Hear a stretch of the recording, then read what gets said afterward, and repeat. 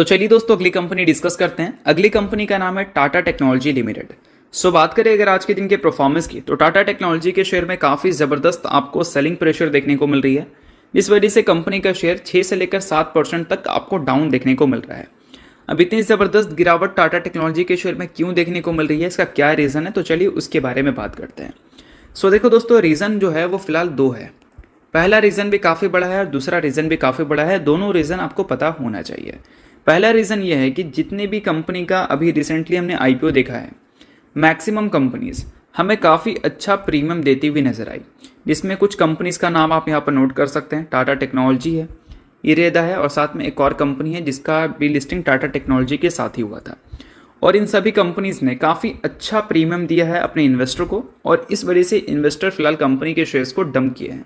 यानी कि जब एक अच्छा मुनाफा आपको हो जाता है तो प्रॉफिट की बुकिंग आप करते हो, और वही प्रॉफिट की बुकिंग की वजह से आज के दिन उन सभी कंपनीज में गिरावट दिख रहा है जो सभी कंपनीज अभी रिसेंटली आईपीओ के जरिए मार्केट में लिस्ट हुई है। और वो सारी कंपनीज में ज़्यादा गिरावट है जो सारी कंपनीज ने काफ़ी अच्छा गेन दिया है अपने इन्वेस्टर को।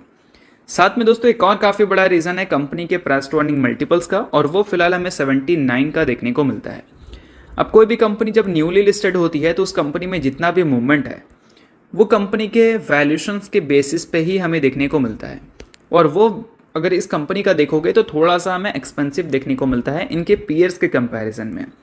अब देखो, इस कंपनी का मार्केट कैप 49,000 करोड़ का है। टाटा एलेक्सी का जो मार्केट कैप है वो 52,000 करोड़ का है। यानी कि टाटा टेक्नोलॉजी और टाटा एलेक्सी एक लेवल की कंपनी है। बट टाटा एलेक्सी का प्राइस टू अर्निंग मल्टीपल 66 का है और टाटा टेक्नोलॉजी का 79 का है। परसिस्टेंस का देखोगे तो वो 49 का प्राइस टू अर्निंग मल्टीपल्स पे ट्रेड कर रही है। अब ये तीनों हाई ग्रोथ कंपनी है, बट मैक्सिमम ग्रोथ अगर आप देखोगे तो किस में दिखेगा? पहला ग्रोथ सबसे ज़्यादा आपको केपीआईटी में दिखेगा, फिर परसिस्टेंस में दिखेगा या फिर टाटा एलेक्सी में दिखेगा, और उसके बाद सबसे कम ग्रोथ आपको टाटा टेक्नोलॉजी में दिखेगा। ये ग्रोथ की मैं बात कर रहा हूँ। अब तक का हिस्ट्री देखोगे तो सबसे बेटर ग्रोथ केपीआईटी ने रिपोर्ट किया है, फिर इन दोनों कंपनी ने रिपोर्ट किया है, फिर लास्ट में टाटा टेक्नोलॉजी ने रिपोर्ट किया है। अब सबसे कम ग्रोथ अगर टाटा टेक्नोलॉजी में है अभी तक, तो डेफिनेटली सबसे कम वैल्यूएशन उसका होना चाहिए।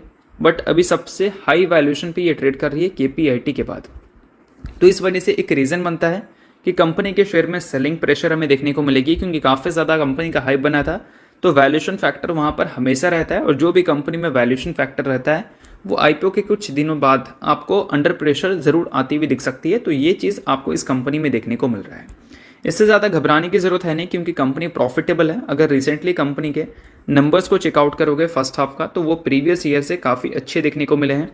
ओपीएम कंपनी में ज़रूर गिरा है, बट कंपनी का नेट प्रॉफिट अगर देखोगे तो 259 करोड़ से बढ़कर 352 करोड़ हो चुका है। तो प्रॉफिटेबल कंपनी है, ग्रोथ भी डिसेंट है कंपनी में, तो उतना कोई पैनिक वाली बात नहीं है। बट कंपनी से रिलेटेड जो इंपॉर्टेंट पॉइंट था वो मैंने आपके साथ शेयर करने की कोशिश। तो पहली बार आ रहे हैं तो ज़रूर चैनल को सब्सक्राइब करके बेल आइकन प्रेस कर लो, ताकि आने वाली जितनी भी अपडेट्स हैं सभी कंपनी से रिलेटेड उसका नोटिफिकेशंस आपको सबसे पहले मिल सके।